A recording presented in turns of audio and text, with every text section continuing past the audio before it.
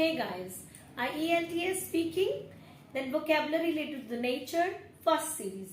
Lush and green, it means full of greenery. The garden is covered in green lush grass. Panoramic, it means wide view sight. In the morning, the view from hillside was panoramic. Vast, it means huge, big, बहुत बड़ा. When I visited England, I saw frozen lakes and vast snowfields. Spectacular, it means dramatically amazing. The sight of this garden was spectacular, especially in the morning. Sun-drenched, it means full of sunlight. Sun-drenched places have a lot of sunshine.